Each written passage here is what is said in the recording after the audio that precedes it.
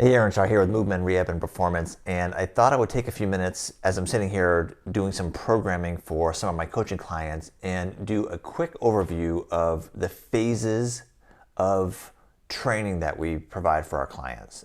And I get a lot of questions, great questions, on why certain weeks and even certain months have different repetitions, different rest periods, and what the reasoning behind all that is. And I can tell you that we break up strength training programs into phases to respect the physiological changes that we are trying to stimulate in the body and to minimize the risk of injury and improve performance. And the first thing that you'll find is that we start, if somebody is fairly new to training or have taken a large chunk of time off, life's been in the way, that we want to start off our training plans in a preparatory phase. So the preparatory phase is just what it sounds like. It is a period of time, and that can be 3 to 6 weeks long, that the goal is to improve the tissue's ability to start tolerating some stress, to push, to pull. There's going to be force through muscles, there's going to be force through tendons and on ligaments. And we need to make sure that this tissue is ready to start adapting. If we go too fast, like a lot of people have been guilty of, I've been guilty of, most any athletic person has been guilty of, pushing beyond the tissue's ability to adapt. So what happens is you get tendonitis, you get these aches and pains around your joints. And it's not that the exercise itself is bad, but the amount, the demands that you're putting on it by how much resistance you're putting through it typically is too much. So we want to prepare the body to do more demanding things down the road. But it is a necessary evil. It can be frustrating. But again, the goal here is lighter weight, more repetitions. And there's a really important neurological component to this where your brain starts to understand and be able to coordinate your movements a little bit better with the specific exercises that we're asking you to perform. So there's an efficiency that develops during this period, and it is absolutely the foundation of your, if you will, like your building of physical performance. So preparatory phase, higher repetitions, lower resistance, getting your body accustomed and acclimated to tolerating demands and repetitions and seeing how it responds. And it's typically during this phase that a lot of us coaches will see and our clients will see, like, oh, I've got this twinge in my knee or my shoulder or something. And that is the perfect time to take a little bit of a pause, assess what's going on, adapt an exercise program, provide something new, back off on an exercise to make sure that whatever the weak link is, and we all have them, that we catch it and start addressing it before we start doing more demanding things. So step 1 is a preparatory phase. Step 2, or phase 2, that will often go into a hypertrophy phase. And contrary to popular belief that we do have some clients who are afraid of bulking up. Hypertrophy, you think of like big muscles. But the hypertrophy phase does lead to, the goal is to,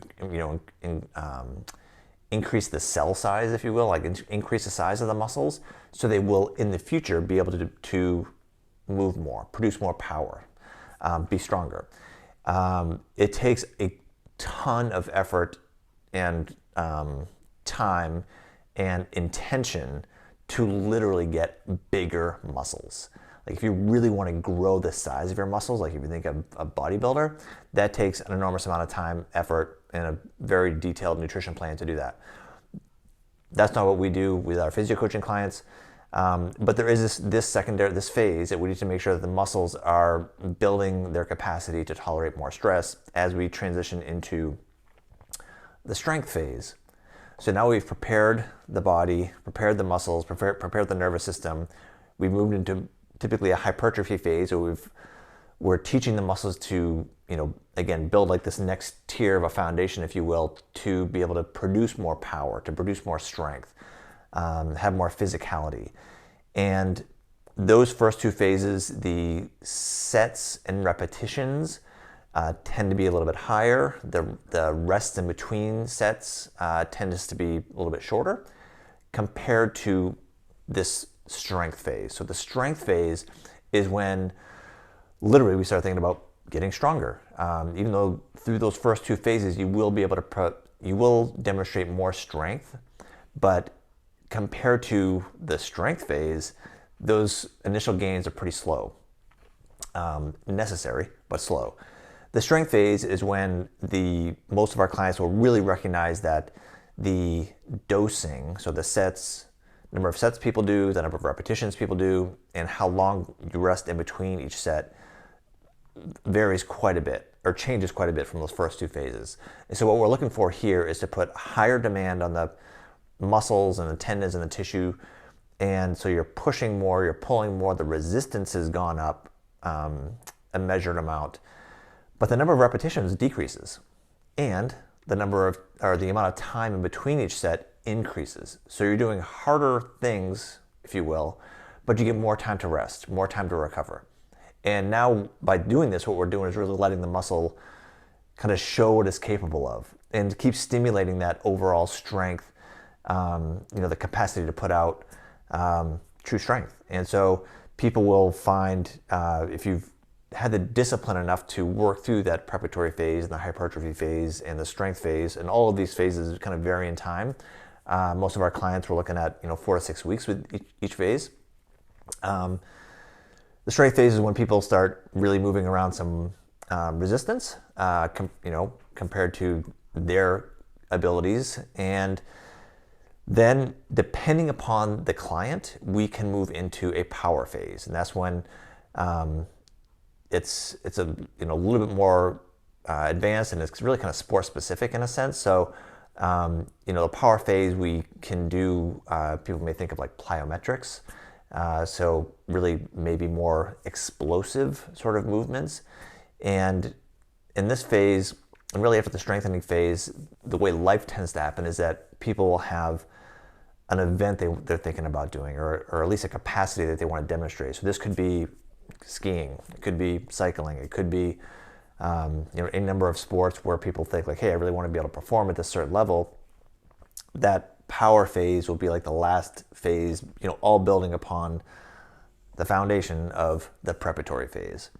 So what you can look for in your training plan are all these different phases. There is intention between, with every single workout. If you're not sure why you're doing a certain thing or a certain rep count, please ask, but there is absolutely specific reasons for each one. It's most important for those that have a long-term training plan and are realizing that being fit is a way of life, and so we need to be thoughtful about how we're moving through the demands and adjusting the demands. Our body does a pretty good job of adapting. It's constantly trying to adapt to things. So if you do the same thing, if you do 3 sets of 10 of the same exercise and the same weight over and over and over, you're going to plateau. And arguably over time, your body gets to adapt to that so well that actually the benefits are less over time. So there's intention and very, specific physiological reasons to go through different phases at different times. So with that, real life gets in the way, and our clients are not collegiate athletes or professional athletes that are on like this, what we would call a periodization plan, where they have in seasons and mid seasons and post seasons, and so that gets pretty detailed from like a spreadsheet standpoint.